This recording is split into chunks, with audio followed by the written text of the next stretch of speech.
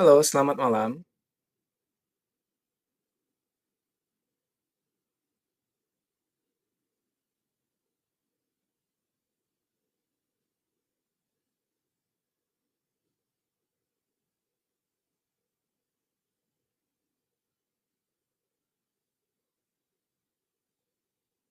Waalaikumsalam ya, Bang Apong.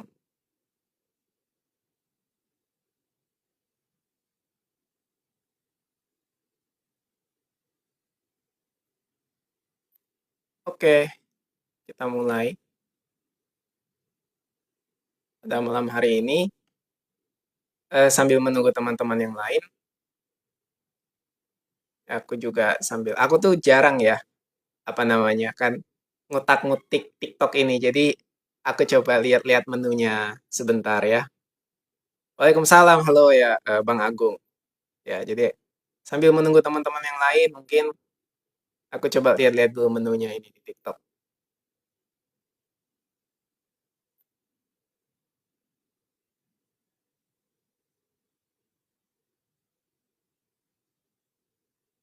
Oke. Oke, jadi kita sambil ini aja ya, sambil mungkin kenalan nggak sih ya?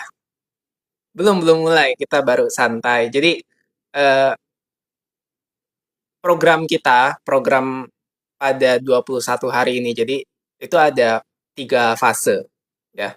Meditasi penutup, pembuka, meditasi penutup. Itu aja. Jadi sebelum meditasi kita pembuka dulu. Tapi sekarang pun kita belum masuk kategori pembuka, baru pengenalan, baru. Terus secara singkat juga bagi teman-teman yang mungkin baru ya, aku juga coba ya izin untuk memperkenalkan diri. Mungkin ya ada juga beberapa orang yang secara subjektif itu butuh perkenalan, butuh sebuah validasi dari seseorang yang dia ini siapa gitu. Jadi nama aku itu Fernando Prilian Adam. Ya aku coba pakai gelar informal aja ya. Yang gelar informalku itu ada CHT, ada CHPT.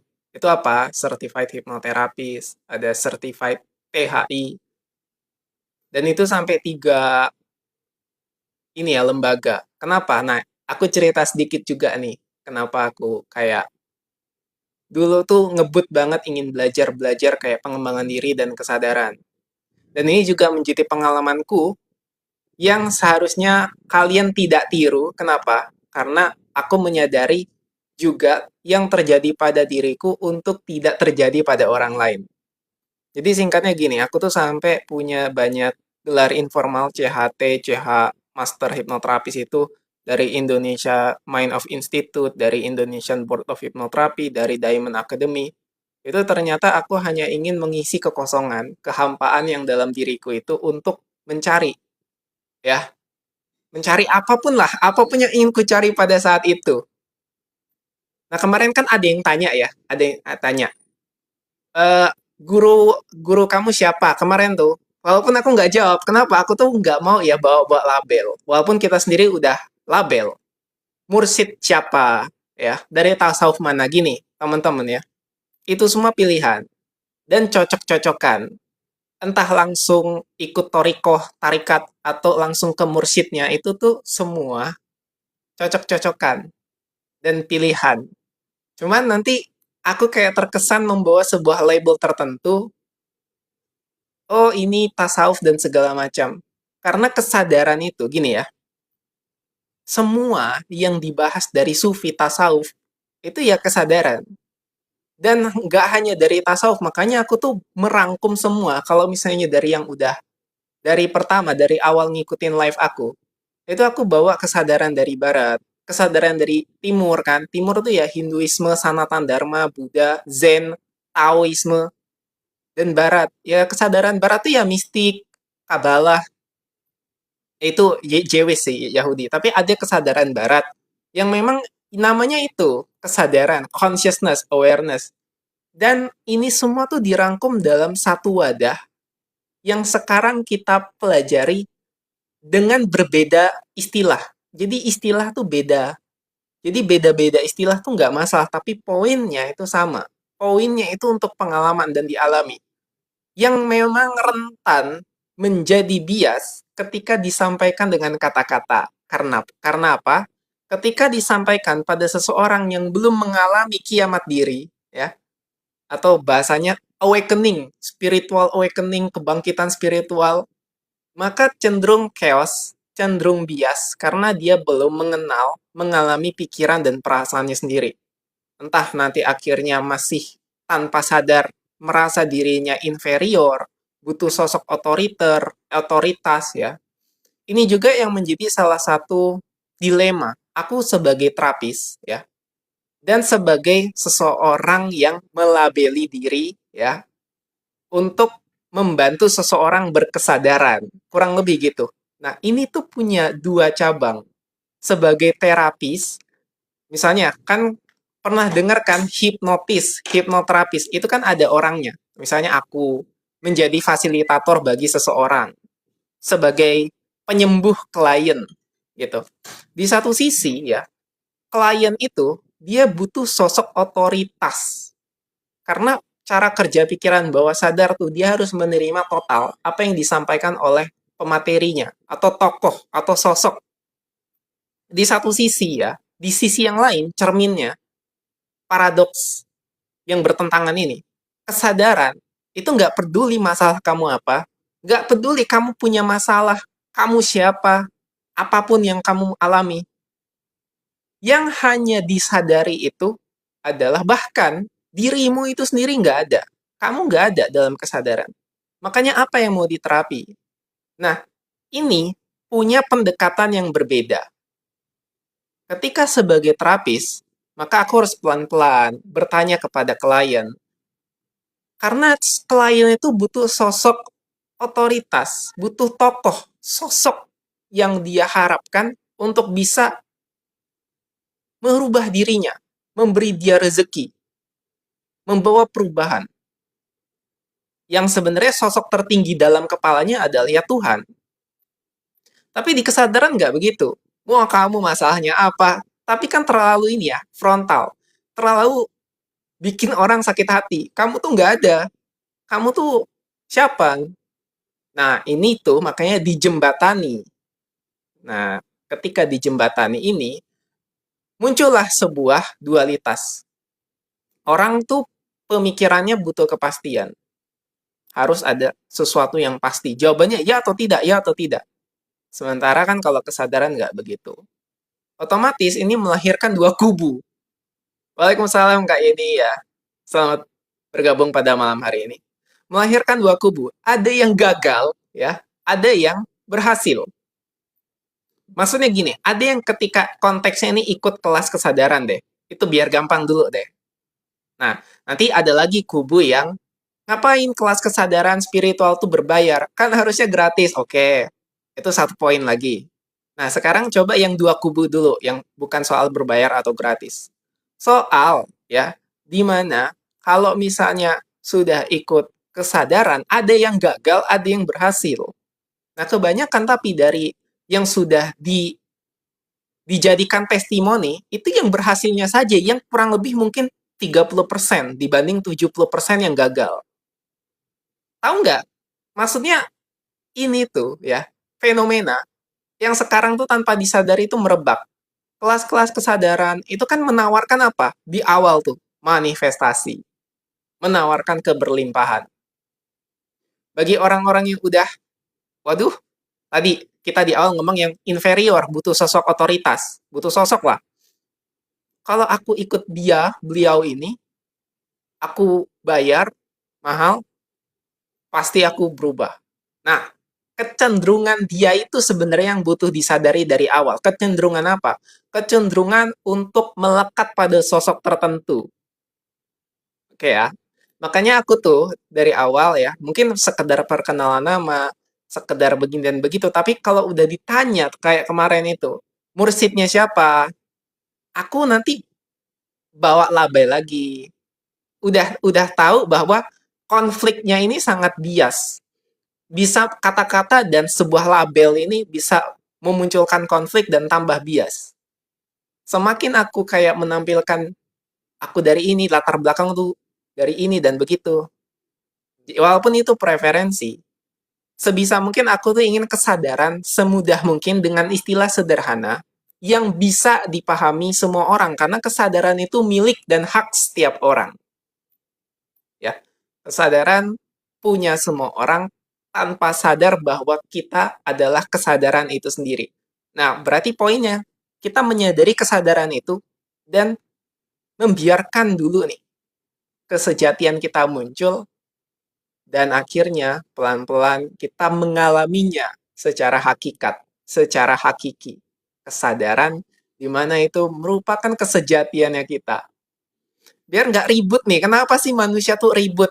Soal uang ribut, soal pasangan ribut, soal negara ribut. Ya karena tadi, satu-satunya masalah di dunia, di manusia, di alam semesta adalah ketidaksadaran. Apa maksudnya ketidaksadaran?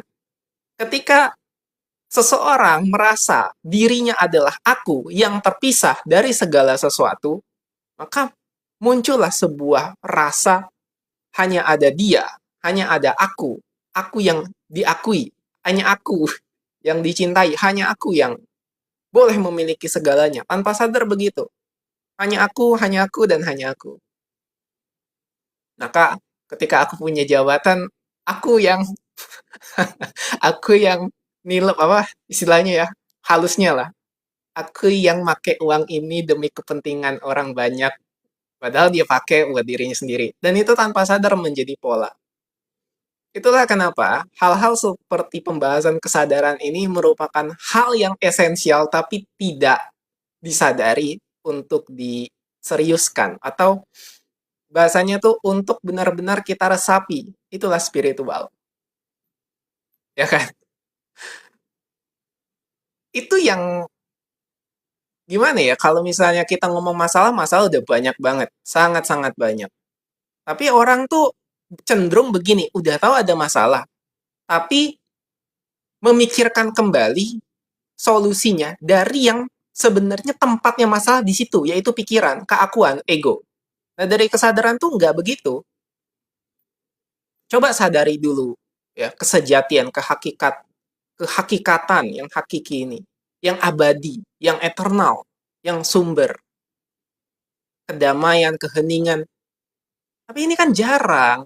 Akhirnya meditasi itu selalu menjadi sarana yang bagi bukan sebagian, kebanyakan loh.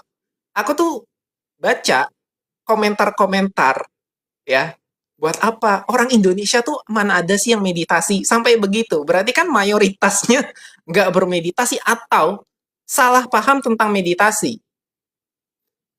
Ritual ibadah itu bisa jadi motivasi pula. Jadi meditasi, tapi kenapa dia tidak jadi meditasi? Karena niatnya salah. Salah paham tentang semua yang dia lakukan di kehidupan sehari-hari. Padahal di kehidupan sehari-hari ada yang namanya meditatif. Nah, meditatif ini ya, cuma memang harus terbiasa. Meditatif adalah kondisi di mana kita bermeditasi walaupun dalam kegiatan sehari-hari, bekerja, bermain, nyuci piring, nyuci baju, masak. Tapi no, nggak begitu karena sudah terbiasa larut dengan pikiran. Otomatis aku pribadi, personal sebagai Fernald Prilian Adam tuh sekarang punya dualitas juga. Ingin yang kayak bikin kelas, tapi ini sudah ku ikhlaskan. Dan ada yang versi memang udahlah gratisan aja lah. Selama aku bisa terus-terusan untuk mensiarkan kesadaran ini, toh nanti akan ada banyak sekali ya orang-orang yang tersadarkan dan akhirnya ini menjadi sebuah perubahan yang signifikan. Kenapa kita punya banyak masalah? Kenapa kayak seakan-akan negara ini, kita coba pakai contoh negara deh. Ya. Setiap isi dari berita itu isinya masalah. Kenapa? Karena memang banyak sekali orang-orang yang terjebak pada dogma, pada ritual, pada warisan keyakinan yang tidak pernah dia mau sadari esensinya. Esensinya nih. Aku sampai ngomong tuh esensinya. Tidak ada yang salah dengan agama, tidak ada yang salah dengan warisan, selama mau menyadari esensinya. Ketika sudah menyadari, pasti mengalami. Dan tahu mana yang cocok, mana yang relevan. Nah, ini paradoksnya, masalahnya tuh tidak bisa disembarang dengan kata-kata. Karena ketika aku ngomong begini, ini kan label nih, ego lagi nih, bentuk nih. Ditampik lagi sama pikiran, sama ego. Kamu ngomong apa? Gitu. Nah, itu lagi paradoksnya.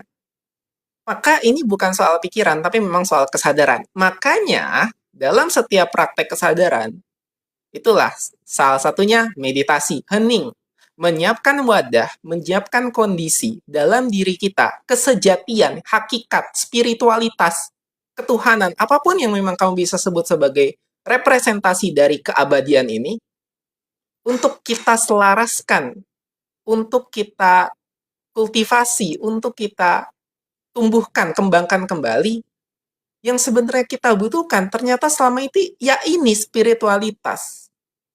Sehingga gerakannya nanti, formnya, bentuknya, itu berkembang seperti bunga yang mekar. Bukan dalam keadaan yang munafik, bukan dalam keadaan yang justru ini tuh hanya menutup-nutupi kebusukan dari yang memang dari dalam batinnya itu sudah terbiasa menyimpan pendaman, trauma. Nah, ini kita bahas dari sini aja bisa panjang. Kenapa anak-anak sekarang mudah marah, mudah emosian? Kenapa banyak sekali konflik? Karena anak-anak sudah membawa warisan. Bukan hanya dari orang tua. Karena anak-anak itu punya genetik yang dari atas, dari ancestornya, dari leluhurnya itu. Dan tugas dia, ya termasuk kalian, aku dan kamu, itu untuk menyadari diri itu, untuk membersihkan semua trauma yang mungkin sudah berada dalam genetik itu. Ketika tidak disadari, ini terus kita kalau misalnya punya keturunan terus, ya menjadilah sebuah generasi yang, maaf ya, dalam tanda kutip tuh rusak. Ini masalah. Ketika sudah jadi masalah, apa yang mau kita perbuat lagi? Sudah kayak seakan-akan manusia hanya bisa berbuat kerusakan tanpa disadari. Ya tadi, karena esensinya tidak pernah disadari. Dan sekarang malah menyalahkan apa yang sudah lewat, menyalahkan ajaran agama, menyalahkan tokoh yang sudah lewat. Para orang-orang tercerahkan, para beliau itu sudah menyampaikan di konteks sesuai dengan zaman dan waktunya. Sekarang tugas kita yang hidup di saat ini untuk menyadari apa yang relevan bagi kita. Bukan menyalahkan keadaan yang lalu. Kayak seakan-akan jadi sebuah, ya itu tadi, makanya sadari label itu mudah sekali dipikirkan untuk menjadi konflik. Aku, agamaku ini, aku identitasku ini, aku statusku ini. Kalau kamu bukan yang di sini, berarti musuhku. It's dangerous, dan itu nggak akan selesai. Makanya coba sadari esensi ini. Gitu ya. Karena banyak sekali yang sebenarnya nggak akan habis-habis kalau kita ngomongin soal formnya, bentuk gerakan. Karena gerakan ini didasari dari kondisi batin. Kita hidup ini, dari kita, orang lain, lingkungan, sekitar semua ini adalah cerminan. Sudah cerminan dari pancaran batin yang sebenarnya. Itulah hak isi dari sebenar-benarnya yang terpancar. Banyak nih yang ngomong, Indonesia sarang koruptor. Ya kenapa? Karena dibiarkan. Tidak ada kesadaran mayoritas secara kolektif untuk benar-benar mau merubah itu. Aku berapa kali sih, kalau misalnya, aku tuh udah ngalami ya, yang dipecat, yang nggak dipakai, udah yang di, apa ya bahasanya, dihardik, karena so kepahlawan, so idealisme gitu. Ya udah, udah diem aja. Ya jadinya begitu. Gini ya teman-teman, sebelum kita lanjut ke pembukaan, ke pengantar meditasi, satu contoh yang paling relevan misalnya, satu botol minum di supermarket, yang botol minum air mineral misalnya, nih. Lalu dia katakanlah mungkin hanya 5.000, tapi air mineral ini nanti diubah kemasannya kamu coba pergi ke hotel. Jadi berapa? Jadi 100.000. Ketika ya seseorang dengan nilai-nilai kesadarannya mungkin tinggi, tidak berada pada tempat yang tepat, maka juga tidak akan bernilai. Jadi mungkin teman-teman di sini yang mungkin punya kesadaran spiritualitas yang tinggi, tapi tidak dianggap mungkin bukan tempatnya. Nah, tapi kan kita nggak mau itu ya terjadi. Kita juga sama-sama menyelaraskan dan membuat kesadaran kita secara mayoritas dan kolektif berkembang. Pelan-pelan, nggak nggak tiba-tiba. Maka dari itu, izinkan aku untuk ya melakukan sesi meditasi pada malam hari ini dengan hukum semesta, dengan percaya dan memang ada salah satu hukum semesta. Hukum semesta itu ada banyak ya. Kalau kurang lebih aku merangkumnya ada 20. Salah satunya sebab akibat, ada hukum namanya korespondensi, di mana korespondensi itu hukum yang memancarkan dari kondisi batin keluar. Sehingga nanti gabungan dari hukum frekuensi, vibrasi, korespondensi, lalu ada hukum sebab akibat. Kalau kita ya secara kolektif bisa berubah ke arah kesadaran yang lebih baik, lebih tinggi, maka pelan-pelan yang lain juga ikut berubah. Yang lain juga tersadarkan. Jadi walaupun ya kita kayak sekarang nih seakan-akan berada dalam live pada malam hari ini, kayak seakan-akan ya ini cuma segelintir gitu, tetap akan ada manfaat. Karena aku sendiri bahwa tiba-tiba ya kalau ngomongin awaken gitu ya, itu benar-benar tiba-tiba aja. Nah, ternyata itu merupakan hasil dari perjalananku selama 12 tahun. Dari tahun 2013. 2013 gitu kan. Barulah bisa awakening. 12 tahun butuh awakening. Dari sejak tahun 2013 sudah mau punya niat untuk belajar, cari kesana kemari, berguru, sampai ke Tamiang Layang, sampai ke ya macam-macam ya. Oke, intinya gini, kita akan mulai, tapi sebelum mulai mungkin aku coba baca-baca dari tadi udah ada komentar sama pertanyaan ya. Kita coba dulu, banyak nih. Pernah tuh, siapa nih Kak Suntara, pernah tuh hidup kayak nggak punya tujuan karena banyak orang yang aku kenal meninggal beruntun. Oke,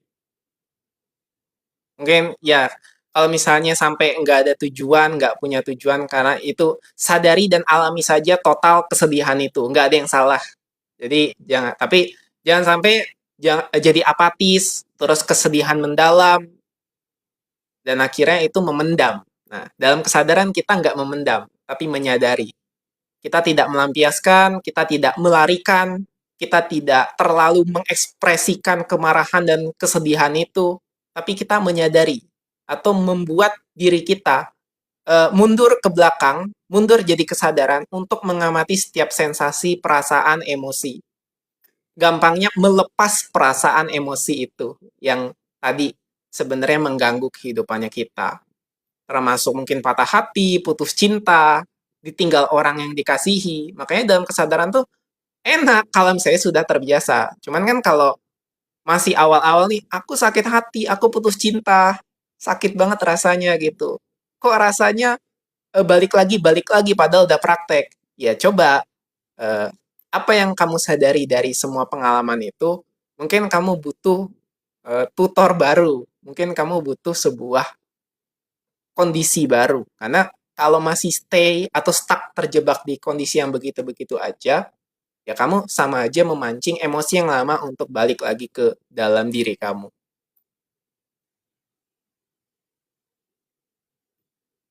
Mana lagi tema, oh ya, sama-sama informasinya.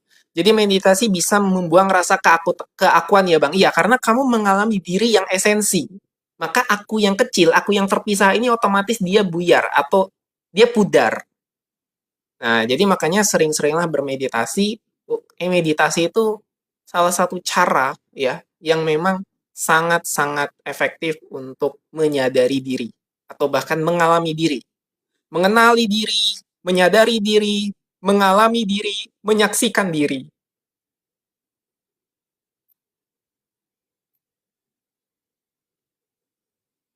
Oke, ya. Ada lagi? Sungguh aku scroll ke bawah dulu ya. Kita adalah cahaya. Oke. Bang, oh Kak ini Kazi ya. Bang, apakah luka batin dimulai dari masa balita dari umur berapa? Contoh, makan dipaksa sampai tersiah. Iya, itu luka batin. Bahkan sejak dalam kandungan. Ya, kita nggak ngomongin past life, tapi yang memang dari sejak kita ada lahir di dunia ini, kita sudah bisa memendam atau menyimpan trauma memori itu sejak bahkan dalam kandungan. Dari dalam kandungan ibu. Nah, jadi ya mau nggak mau tugas kita ya itu sudah terjadi kalau misalnya kita mendapatkan semua pengalaman itu yang orang tua menyimpan dendam, menyimpan trauma ketika marah sama pasangan, buah bontang banting itu kan diserap energinya ke bayi. Jadi bayi menyimpan dalam bentuk trauma tapi nggak tahu memorinya apa. Tapi rasa keselnya ada, rasa bencinya itu ada. Makanya terus ditambah lagi dia lahir jadi balita, jadi kecil itu ya, apa pengalaman yang dia rasakan, makna apa yang dia terima, itu bisa jadi sebuah trauma. Nah, ya, sadari kalau kita yang sekarang sudah sadar dan ingin menyadari diri, tidak ada siapapun yang bisa membantu diri kecuali sendiri, diri sendiri. Apa fungsi musik dalam bermeditasi? Fungsi musik dalam meditasi itu bukan hanya, jadi ada yang tidak perlu bermusik, ada yang boleh pakai musik. Musik itu bagian dari representasi frekuensi. Ya, sebagaimana kalau misalnya dalam realitas ini frekuensi itu sudah sangat lengkap, ya, banyak frekuensi. Bahkan labelnya kita, ego atau bentuknya kita ini kan langsung ada, langsung kayak misalnya aku laki-laki, ada yang perempuan, ada yang otak kiri, ada yang otak kanan. Nah, itu semua namanya preferensi. Preferensi itu ya kita bervibrasi dan frekuensinya dalam kecenderungan dominannya di mana. Berarti ada yang suka musik, ada yang enggak. Nah, tapi kalau misalnya konteksnya di sini musik, nah musik ini bisa kita pilih. Mau yang mana? Nah, malam hari ini aku nggak pakai musik, malam hari ini kita pakai binaural, frekuensi binaural. Ya, kemarin musik kan, nanti juga kita akan pakai musik lagi di hari-hari berikutnya, tapi hari ini binaural. Nah, tergantung musik itu berada dalam frekuensi yang mana. Nah, kalau aku pilihkan dalam meditasi ini untuk clearing, untuk pembersihan trauma, untuk pembersihan emosi negatif, pendaman-pendaman yang terjadi, dan ada lagi nanti untuk yang semangat, untuk yang pendamaian, penerimaan. Tapi kita pelan-pelan ya. Terus kalau dari balita, gimana cara netralinnya? Nah, ini pertanyaannya, kalau dia balita atau kita punya pendaman dari balita? Atau ini kalau dia balitanya, yang mana nih? Bagaimana cara agar pendaman yang sudah terbentuk dalam diri anak dari kandungan ibunya, maksudnya pengobatan masuk ke dalam dirinya karena mereka masih bayi. Oke, coba ini kayaknya ini nih, kayaknya sama nih ya, kurang lebih. Katakanlah bayi, dia masih bayi. Kalau dia masih bayi, ya, itu siapa yang berperan paling aktif? Orang tuanya. Makanya orang tuanya harus sadar dulu. Dengan semua pengalaman yang kalau misalnya kita sudah sadari pengalaman emosi ini, kita akan memberikan sebuah energi yang positif ke bayi itu. Selama bayi itu masih belum bisa apa-apa, dia masih belum punya kesadaran, dia masih belum bisa sadar bahwa sekarang berada di ruang waktu yang mana. Nah, kalau kita nggak tahu punya trauma apa dia, yang jelas kita sadari saja diri kita sendiri, dan kita nggak perlu berasumsi dia punya trauma dulu. Nggak perlu. Jadi ngapain juga bayi masih kecil, tapi kita asumsikan punya trauma. Biarkanlah trauma itu atau semua pengalaman itu menjadi tumbuh kembang, menjadi sebuah proyektor yang akan terpancar sebagai pertumbuhan spiritualnya, pengalaman hidupnya. Nah, nanti ketika dia sudah mulai agak besar, dia sudah kita ajarkan ya, dari kecil tuh kita sudah bisa mulai mengajarkan dia, misalnya dari balita. Ade, apa yang dirasakan tadi? Aku kesel, aku benci, aku jengkel. Nah, di situ kita bisa ajarkan kesadaran. Nah, semenjak dari kecil itu kita sudah mengajarkan dia, otomatis, oh gini caranya ya, aku sekarang jadi lebih tenang, aku lebih damai, aku lebih enak. Dari situ, itu akan berkembang dengan sendirinya. Nanti dia bisa mengolah emosinya sendiri, nanti dia bisa mendalami semua itu secara signifikan. Ya, Kak Bintang, bener ya. Bicara disadari mudah. Yang sulit adalah menanggung apa yang tersingkap saat sunyi turun, Kak. Bener, makanya kata disadari itu nggak mudah untuk dipahami oleh kebanyakan. Jadi, aku membagi ya dari sebanyak pengalaman aku ini, aku membagi ada dua tipe. Ya, ada yang yin, ada yang yang. Yang disadari ini lebih mudah ketika dia memang yin. Tapi yang itu susah, tipe yang, orang tipe yang itu. Tipe yang itu lebih mudah untuk agar dia menyadari dirinya sebagai pelepasan emosi. Nah, jadi cobalah kalau mau praktek kesadaran, kombinasikan antara kata-kata menyadari, melepas emosi, yang mana nanti keduanya ini bukan hal yang tepat. Bukan hal yang tepat sama sekali. Mau melepas emosi sama disadari itu bukan hal yang tepat. Tapi yang tepat adalah, yaitu, nggak ada penyebutannya. Pengalaman, mengalami diri itu nggak ada penyebutannya. Tiba-tiba aja, oh gini rasanya. Ngeplong, terus sadar, terus relax, damai, itu tuh nggak ada kata-katanya karena kesadaran tuh melampaui kata-kata dan melampaui pikiran. Jadi pikiran yang merasakan kebahagiaan, kemudahan, kelancaran, itu tuh lenyap karena itu cuma pikiran dan perasaan. Ketika sudah sadar itu melampaui. Nah, bukan berarti ketika melampaui itu selesai, enggak. Ketika melampaui berarti kita tahu nih hakikat, kesejatiannya, kesadarannya nih. Barulah memilih untuk menikmati yang mana. Kebahagiaan, kekayaan, keberuntungan. Nah, itu dualitasnya. Jadi pikiran atau dualitas itu bukan dihindari, bukan untuk ditolak, tapi untuk kita alami. Tapi alaminya, dasarnya kita sudah tahu dari kesadaran. Makanya sebenarnya ujung-ujungnya kalau pakai kata, itu memang sulit. Mau yang tersingkap, untuk menyingkap itu sulit. Itulah praktek. Oke, terakhir ya, Kak Sukarna bin Ismail sebelum kita meditasi. Kita hidup di lingkup sosial, gimana menghilangkan datangnya pikiran yang kita lihat? Ya, memang ya, berarti label egonya. Jadi kita tuh sama seperti, gak mungkin lepas dari namanya label. Ego tuh gak mungkin. Kalau seorang raja, dia punya anak, anaknya itu pasti pangeran, ya kan? Kalau misalnya aku mau jadi sarkas nggak jadi. Kalau misalnya ini apa namanya kita hidup di sebuah lingkungan, kita pasti dituntut. Kalau misalnya orang tuanya punya agama A, anaknya pasti dituntut untuk agama A. Kalau misalnya ya itu status, itulah lingkungan, itulah warisan, construction data memori yang akhirnya menjadi sebuah keharusan. Makanya balik lagi ke tadi, disadari. Bisa paham nggak ya disadari itu? Jadi gini, untuk menghilangkan datangnya pikiran tadi, sebenarnya kalau dalam kesadaran bukan menghilangkan. Menghilangkan itu akan terjadi otomatis ketika kita setelah lama membiarkannya. Membiarkan dalam arti bukan ikut larut dalam pikiran, tapi menyadari itu. Disadari itu butuh praktek. Termasuk meditasi, termasuk eh, ya praktek apapun yang ingin kamu lakukan. Intinya gini, ketika kamu sudah lama terjun dalam larutan pikiran, melarut terus dalam pikiran, seperti halnya kamu suka nonton film dan kamu ketagihan film itu, pikiran juga begitu, kamu ketagihan untuk terus melarut dalam pikiran itu. Ketakutan, kekhawatiran, harapan, keinginan, itu semua larut. Nah, coba sekarang praktek untuk mundur ke belakang, untuk mundur ke kesadaran. Walaupun ya memang awal-awal pasti ribut. Pikiran tuh ribet. Kayak api ditiup angin tuh. Li, gitu.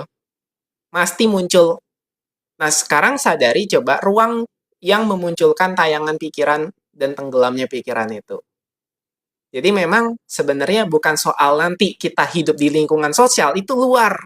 Segala sesuatu yang ada di luar diri kita, itu bukan diri kita dulu. Kita coba sadari itu. Yang sebenarnya terjadi adalah pancaran dari batin kita, ya, termasuk makna, termasuk yang bisa kita artikan terhadap lingkungan luar ini. Nah, itulah yang sebenarnya kita proses, kita kerjakan, kita sadari. Kalau lingkungan luar jahat, kalau lingkungan yang luar baik, itu sebenarnya makna dari pikiran.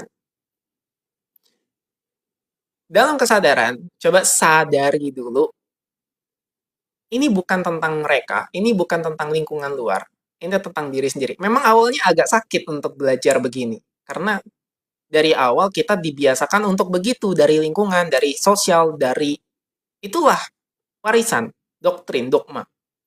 Jadi ketika mendengar konsep sadar ini, agak repot memang, agak sakit.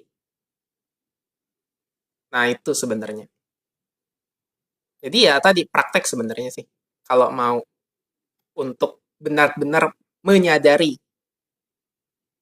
dan pikirannya bisa hilang. Tapi jangan sampai berusaha menghilangkan pikiran karena pikiran tidak akan hilang. Sebagaimana diri kamu tidak akan hilang. Tiba-tiba kamu lenyap.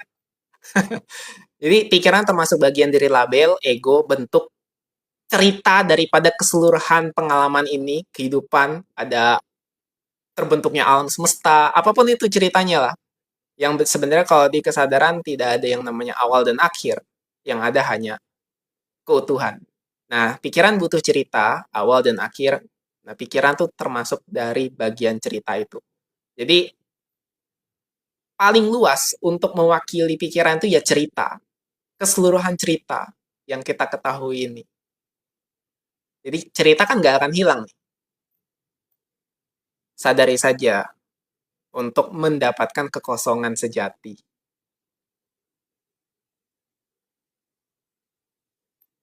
Oke, Bang Herman. Apa menyadari sama dengan menerima realita? Oke, ini biar nggak salah paham ya. Versi pikiran dengan versi kesadaran beda. Ya, walaupun pikiran bagian dari kesadaran, tapi takutnya ini masih menyadari dengan pikiran. Kalau dari kesadaran, menyadari itu sama dengan menerima realita. Iya, tapi ada tapinya nih. Apakah pikiran benar-benar bisa menerima bahwa menyadari ini sama dengan menerima realita? Karena pertanyaan ini pasti datangnya dari pikiran.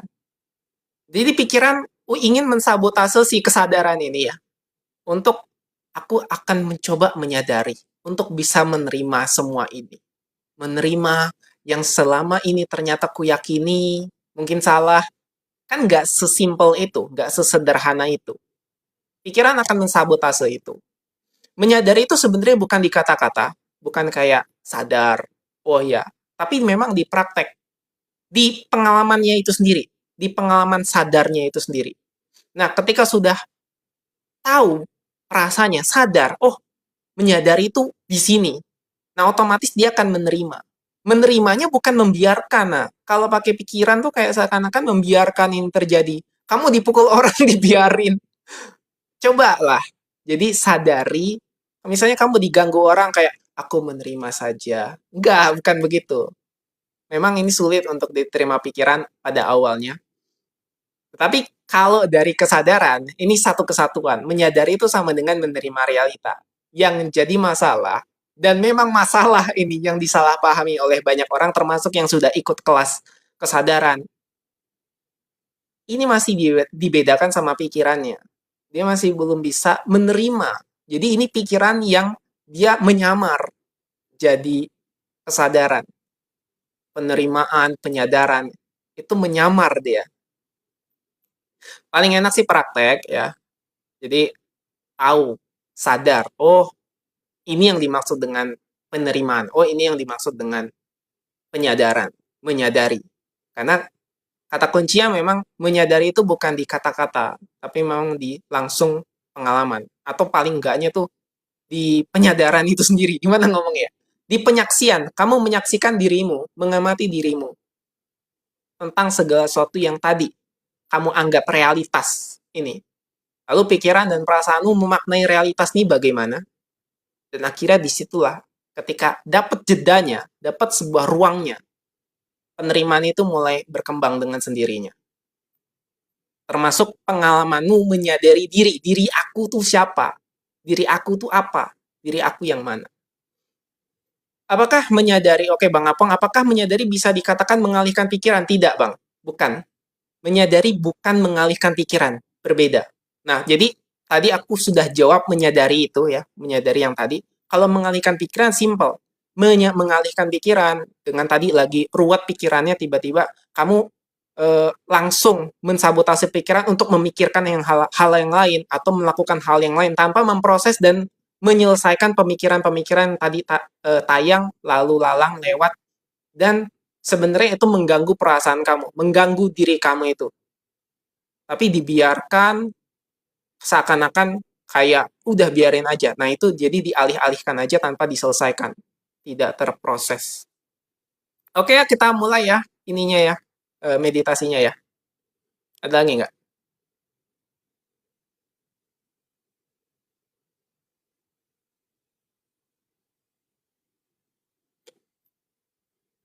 Oke.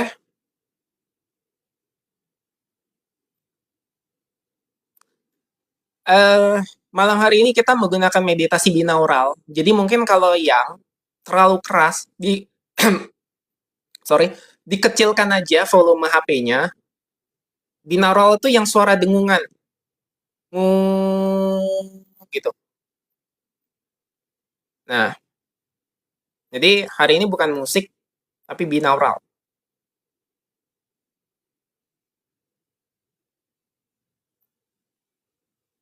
5 menit aja. Nah, sesuai selalu kita setiap malam itu 5 menit, 5 menit.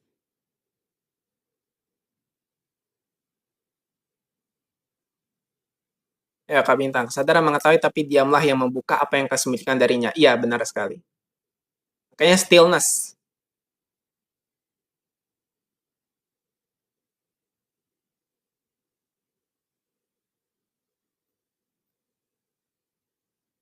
Oke ya, kita mulai ya. Atau ada yang mungkin mau minum dulu, boleh seteguk. Atau mungkin ada yang mau ke toilet dulu, silakan. Aku berikan waktu 1 menit.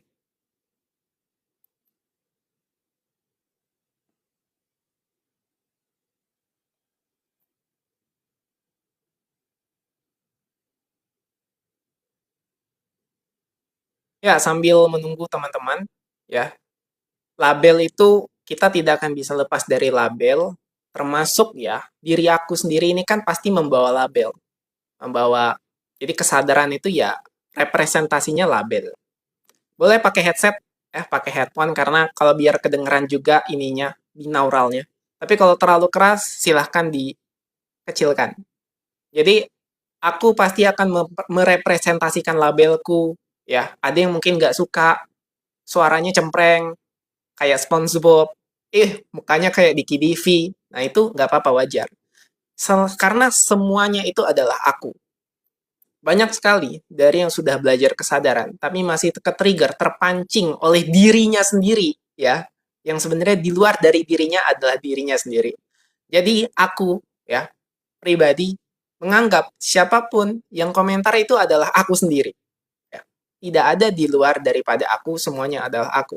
Jadi ketika kita marah sama orang lain, itu marah sama aku. Nah gitu bahasanya, kalau dari kesadaran. Nah, tapi ini coba disadari tadi kalimat tadi. Bukan berarti ketika ada orang lain yang terus mengganggu kamu terus, itu kamu. Kalau pakai pikiran tuh repot ya, ribet. Intinya tadi ya, Kak Bintang bener kan, diamlah. Diam itu dengan kita diam, kita hening, kita tahu mana yang sebenarnya apa yang disampaikan ini. Oke, orang-orang yang tercerahkan, entah yang kamu sebut nabi, entah itu Buddha Gautama, mereka tuh telah menyampaikan porsinya. Tapi karena itu penyampaian, pikiran lagi, konflik lagi, bentuk lagi, label lagi, maka muncullah konfliknya. Jadi cobalah resapi dari apa yang tadi aku katakan, semua adalah aku, tapi ketika kamu ditipu sama aku yang lain, ya udah, itu kamu gerakannya dari kesadaran, tindakan lah, memberikan tindakan pada kondisi itu. Oke, kita mulai ya teman-teman, silahkan bersiap-siap, tarik nafasnya, hembuskan perlahan. Kita akan mulai dalam 3, nggak usah dihitung ya, santai saja dulu. Kita akan mulai ketika aku tutup mata dan mulai memutar binauralnya. Siap? Oke, santai dulu. Kayak siap-siapin aja badannya yang tegang, dilemesin. Nafas seperti biasa, kalau bisa amati saja, nggak perlu banyak pikiran, dan kita mulai.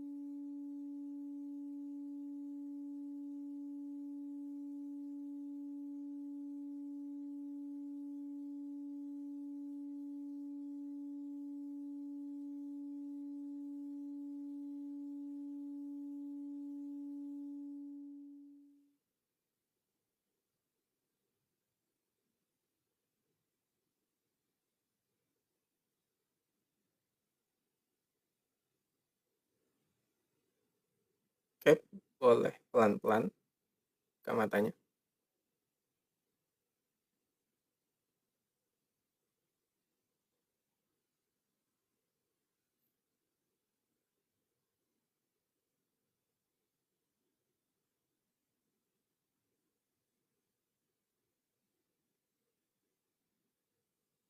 Gimana? Udah ada yang ngerasa kayaknya terlalu bentar ya?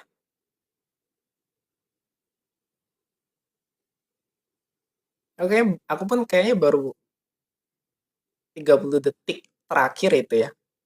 Masuk, blep gitu, tiba-tiba udah kayak harus buka mata. Tapi itu yang dapat dari esensi meditasinya pas dapatnya itu. Pas kayak dia masuk, blep, 2 menit pertama masih ini ya, masih kayak, masih apa ya, diem tapi masih kayak nggak gaduh sih. Kalau di pikiran aku kok kayak gelap gitu ya. Gelap, tapi 2 menit pertama, terus 1 menit pertama kayak mulai. Nah, aku tuh baru ngerasain juga 30 detik terakhir tuh kalau nggak salah. Pokoknya rasa jedanya tuh di situ sebentar tapi lama kayak, udah selesai. Terlalu cepat ya. Ya Bang Apung ya terlalu cepat ya. Iya, tapi ya ini untuk sebenarnya untuk pembiasaan aja untuk dapet si jedanya tadi. Semakin kita sering, jangan jadikan beban kan kayak beban nanti takutnya meditasi yang lama-lama gitu. Enggak perlu begitu. 5 menit aja udah cukup kok. Ditambah lagi kan ada ini, ada frekuensinya. Ngising dikit ya, mungkin ya makanya sebenarnya nggak perlu juga pakai headset sih. Yang penting tuh, dan kalau kalau nggak mau juga pakai frekuensinya, cukup ini, cukup diem aja, cukup tanpa suara nih. Ya, betul kan cepet banget rasanya, iya. Tapi ini programnya memang 5 menit. Nanti setelah kita selesai ya, setelah kita selesai 21 hari ini, kita coba yang lebih lama, yang minimal 10 menit lah. Kalau 30 menit bosen juga kan. Karena kalau 30 menit lebih baik sendiri deh. Lebih baik kalian sendirian pas di suasana yang tepat, tenang. Ah, aku ingin sendirian nih. Nah, 30 menit oke lah coba. Tapi kalau untuk sama-sama gini 10 menit tuh cukup kok. 10 menit. Nah, tapi karena program kita sekarang ini 5 menit, ya 5 menit aja. Yang penting tuh dapet tuh kan. Cepet banget rasanya. Ah, berarti kan udah excited nih. Ada perasaan hening dan damai. Oke, berarti kan udah dapet nih slightly atau sedikit. Ya itulah esensinya. Itulah kecenderungan kita yang sebenarnya damai, hening. Nah, semakin kita terbiasa dan semakin membiasakan diri, kita juga memberikan pancaran ke orang-orang di sekitar kita bahwa meditasi itu nyaman. Nah, sekarang PR-nya, wah, ada PR. Coba deh tanyakan ke sekitar mungkin, ke yang mungkin belum pernah meditasi. Apa yang kamu rasakan? Apa yang kamu tahu tentang meditasi? Nah, gitu. Apa harus pakai nada bilateral, binaural? Ya, binaural biar bisa lebih masuk? Enggak juga. Nah, sekarang gini, bagi teman-teman yang ikut, coba tes. Nanti, kayaknya hari ini aku lebih masuk pakai ini, ditulis. Kayaknya aku lebih cocok pakai musik, ditulis. Nah, jadi dari sekian banyak yang telah kita nanti coba, ya, entah dari musik, entah dari keheningan, entah dari frekuensi yang nggak ada suaranya, tapi kayak ya nanti aku juga akan pakai tuh frekuensi yang desibel. Desibel nggak ada suaranya, tapi dia emang ada musiknya, ada file yang kuputar, tapi di telinga nggak kedengeran, ada. Nah, nanti itu juga kan ada yang lewat HP itu. Dia kayak memancarkan suara itu tapi kecil banget. Ada. Nanti lebih cenderung yang mana gitu. Lebih suka pakai yang mana itu dicatat. Nah, ketika nanti udah terbiasa mandiri, ya udah pakai yang itu. Nah, aku mau coba yang baru pakai. Nah, ini ya, kita eksperimen juga kita mencoba dengan berbagai kondisi dan situasi untuk ya esensinya adalah meditasi itu sendiri, keheningan itu sendiri tanpa frekuensi, tanpa musik. Yang penting kita mudah masuk ke dalam, selesai. Oh, ini ternyata. Binaural 285 Hz. 285 Hz. Ya Bang Agung, binaural 285 Hz gitu. Oke, ada lagi nggak yang mau ditanyakan? 3 menit lagi jam 10. Biasanya kita selesai jam 10 malam.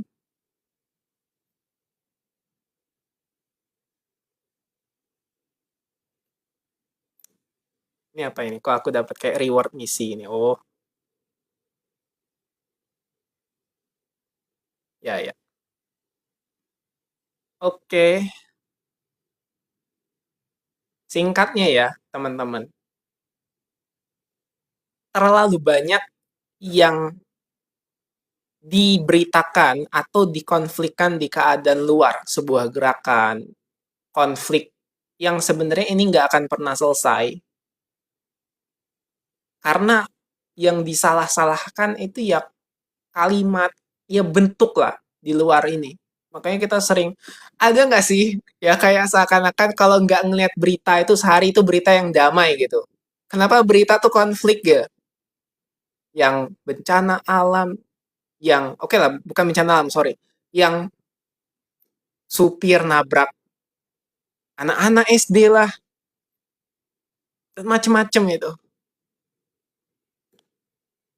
Ini semua nggak ada yang kebetulan teman-teman. Kalau dari kita ngomong secara spiritual, semua ini adalah bagian dari gerakan cerminan. Pertanyaannya adalah, ya cerminan dari mayoritas atau kolektif. Ya, pertanyaan gini teman-teman, apakah kita mau begini terus? Gitu ya. Orang-orang tercerahkan, katakanlah Buddha Gautama, atau Yesus, atau Nabi Muhammad itu sendiri yang bisa merubah kondisi masyarakat yang katakanlah jahiliyah menjadi berubah. Berarti kan punya poin penting. Apa yang sebenarnya disampaikan itu kesadaran untuk merubah menjadi lebih baik. Ya walaupun sekarang kan udah berubah lagi kan. Karena apa? Berubahnya itu bukan dari kesadaran, tapi dari warisan. Warisan itu sebenarnya pendaman. Jadi seakan-akan emang udah nggak relevan lagi. Karena tidak mengambil esensi dari kesadaran. Jadi mudah disalahkan. Ya memang segala sesuatu dari bentuk itu pasti disalahkan pikiran. Mudah sekali. Karena itulah dualitasnya. Benar, salah, baik, buruk. Sehingga apa sebenarnya PR kita yang sejati?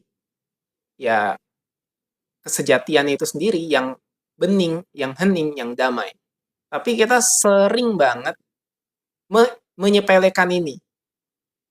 Sangat-sangat mudah untuk menyepelekan spiritualitas. Karena mungkin susah, orang takut. Aku lebih banyak bertemu ya kalau di yang mayoritas. Mayoritas tuh apa ya? Bukan dalam sesi begini lah, bukan dalam sesi orang-orang yang sudah terpilih ini. Tapi kalau misalnya dalam kehidupan sehari-hari, meditasi itu takut, menakutkan. Kalau meditasi menakutkan, apalagi kamu coba sendirian di kuburan, gelap-gelapan.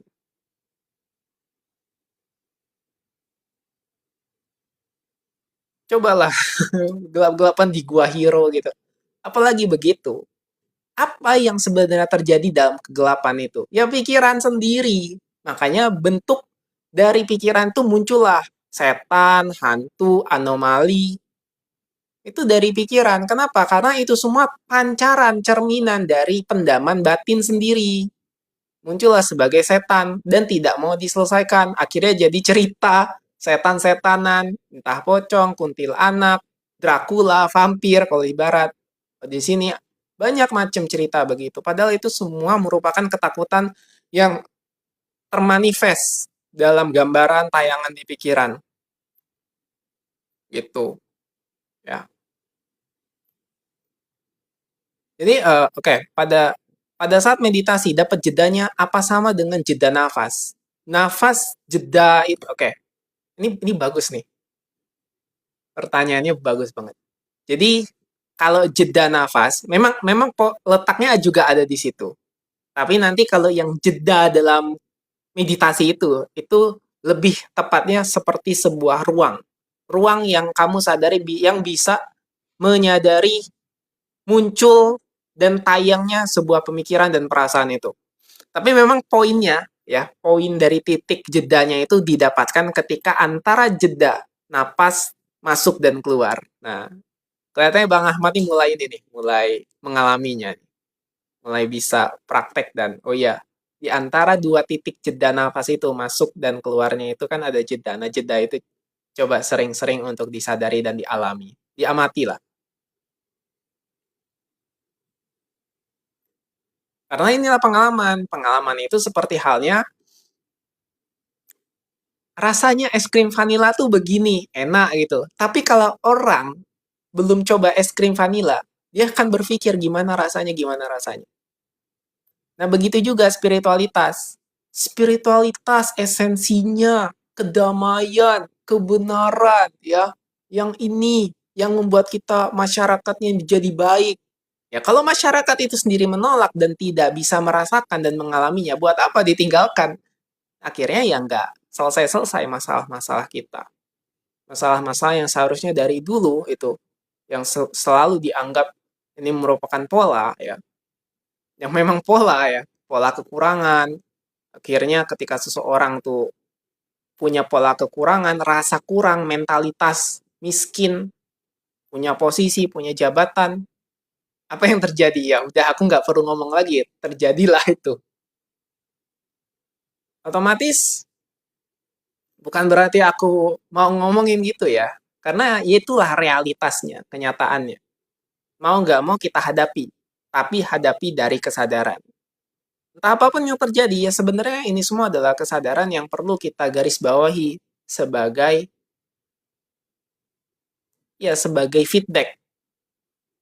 Bukan berarti kita tolak terus-menerus dan kita biarkan.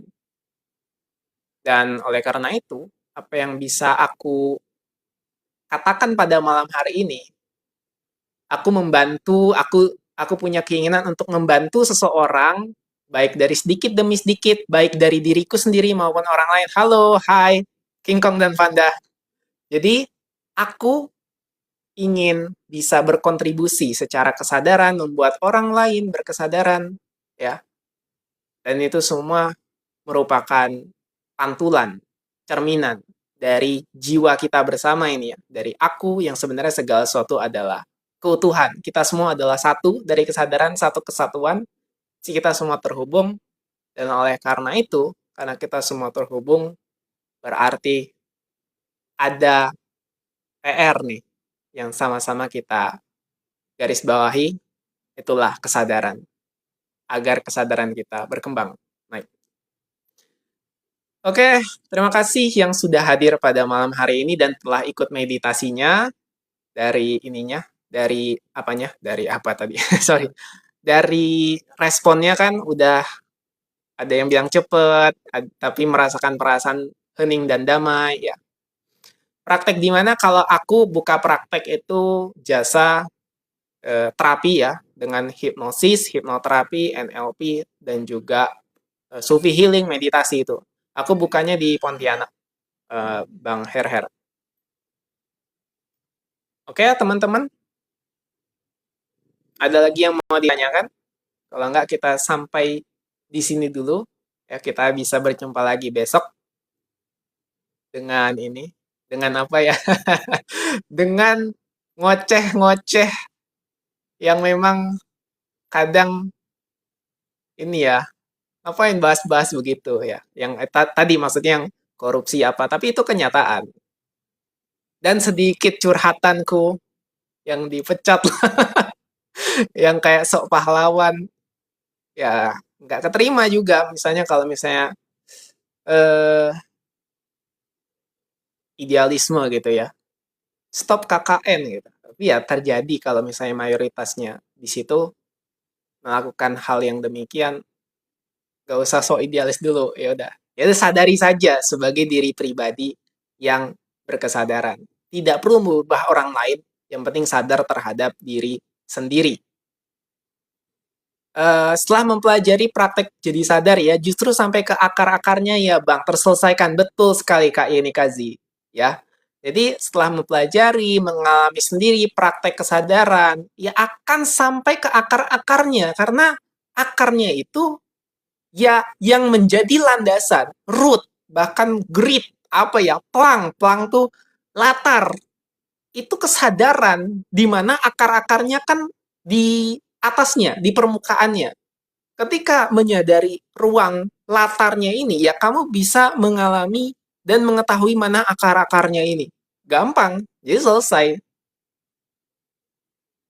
Bukanya jam berapa, Bang? Jadi buka jam temu itu bebas, bebas lagi.